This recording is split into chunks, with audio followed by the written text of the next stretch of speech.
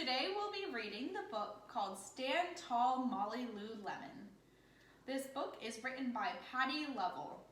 Can anyone tell me what the name of a person who writes the book? Yes, Emily? The author. Good job. So Patty Lovell is the author of this book. This book is illustrated by David Cottrell. What does the illustrator do? Can anyone tell me? Emily? They draw the pictures. Yeah, they draw the pictures or they paint the pictures. So an author or an illustrator can do either or.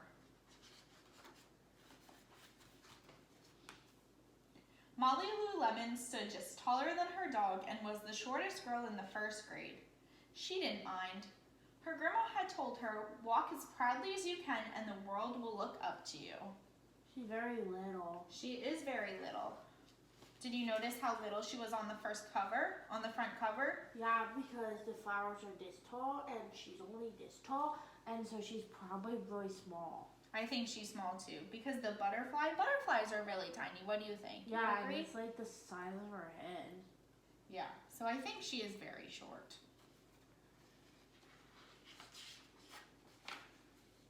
So she did.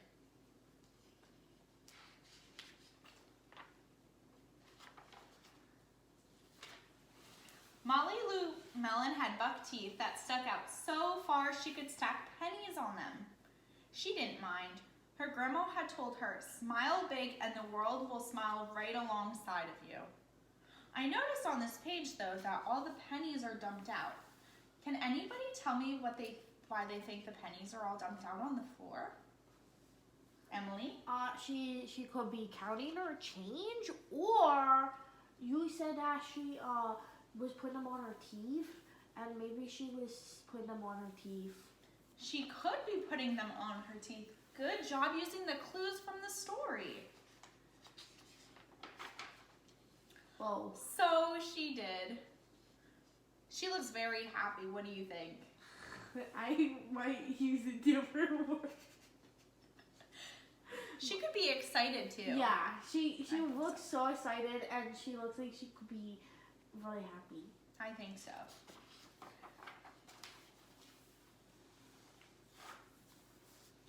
Molly Lou Melon had a voice that sounded like a bullfrog being squeezed by a boa constrictor. I don't think that sounds really good.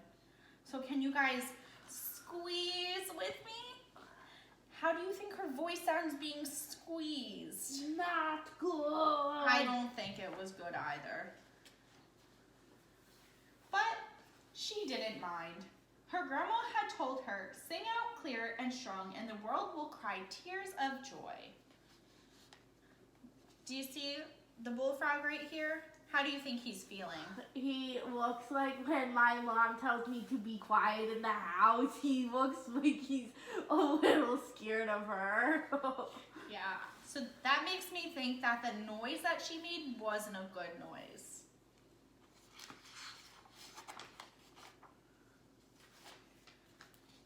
Molly Lou Melon was often fumble-fingered. What do you think that means? That she has fingers. She definitely has fingers. The pictures before showed us this. But if you look at the pictures that the illustrator made, you can see that she broke all of these dishes. Maybe she's clumsy and makes a mess. Oh. She looks like she's definitely clumsy. Miss Young's Miss Clumsy too, so I'm kind of the same as You do Molly that in Young. your kitchen, Miss Young? Sometimes. Whoa. I broke a glass the other day. It wasn't good. So she did.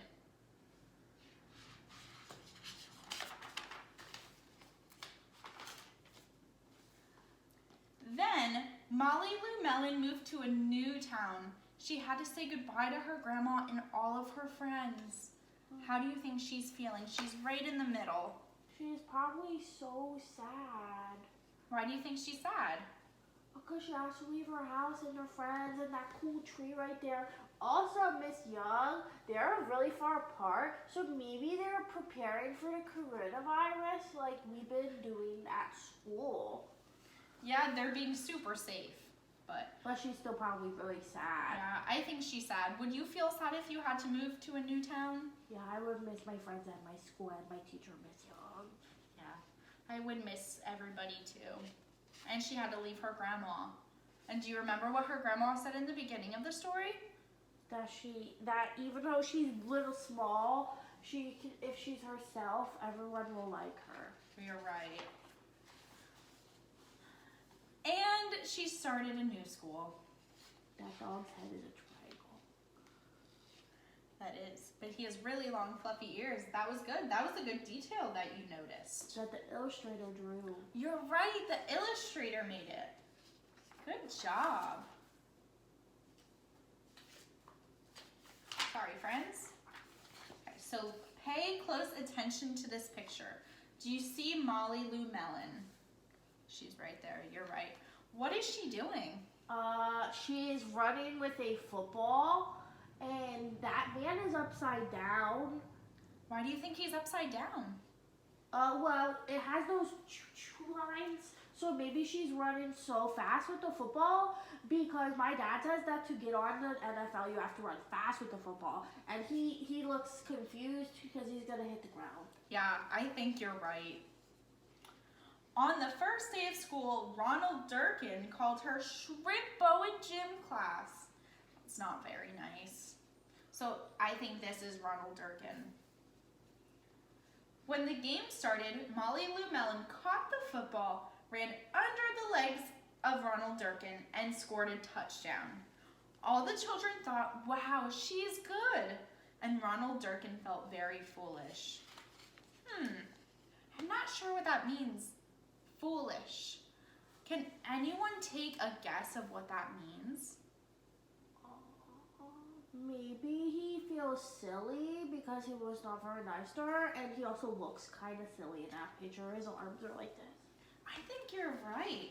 So let's keep a lookout for the word foolish. On the second day of school, Ronald Durkin called her Bucky Tooth Beaver. That's also not a nice name.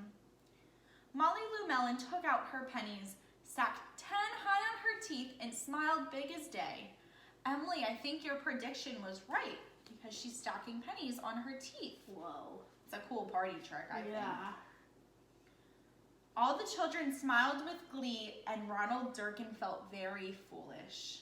There's that word foolish again. And he looks silly again. He looks like confused why she's so good. He does look very confused and silly. I think you're right. On the third day of school, Ronald Durkin said, "You sound like a sick duck. Honk, honk." That's not nice. He's very mean. I don't think he's a good person or a good friend. Molly Lou Melon sang out a quack, so clear and strong that it made Ronald Durkin somersault backwards, hit his head, and have to go home or go to the nurse. And probably went home after that. I think so. Yeah. All the children cried with joy to be free of Ronald Durkin for the rest of the afternoon, and Ronald Durkin felt very foolish.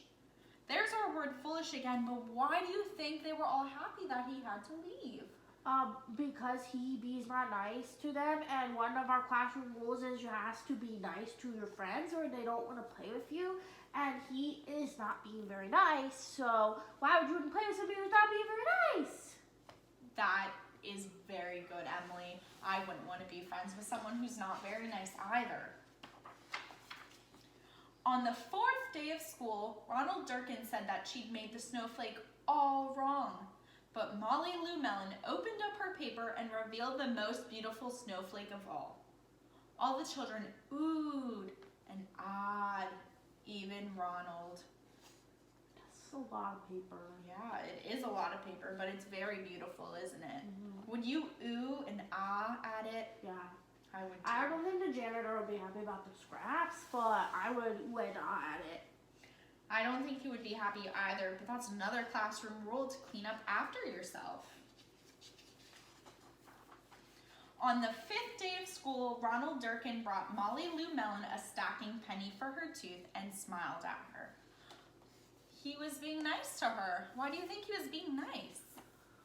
Because he knows being mean is not the good thing to do, and because Molly Lou Melon is really cool and everyone wants to be her friend, so he has to be nice because he wants to have friends too. You're exactly right. That night, Molly Lou Melon took out a pencil and paper and wrote a letter to her grandma. Dear Grandma, I wanted to tell you that everything you told me was exactly right. Love, Molly Lou Melon. What do you think Grandma meant by that? That everything is exactly right. In the beginning, Grandma was telling her all these nice things, like that even though you have big teeth, you can do nice, smile nice, and sing nice, and stand tall. And Molly Lou Melon did all those things, and she made friends. Also, Grandma's cat is really big. That shows you what. Do you think her grandma is small like Molly Lou Lemon, or do you think she's tall? She's small like Molly because the cat is big, and I know because I have 2 cats. I know that the cats are not bigger than me because my mom always says that if we feed them too much, they'll be bigger than me, and then they can't sit on my lap. And I know that cat can't sit on Grandma's lap or it will hurt her. I like how you used your background knowledge or something you already knew. Good job. So, I think the lesson of the story was to always believe in yourself. What do you think? Would you agree with what her grandma said? Yeah, her grandma told her to believe in herself like you tell us, Miss Young. All right, that is the end of the story. I hope you all enjoyed it. Did you enjoy the story? Yes. Good. I really liked the book because there's cats.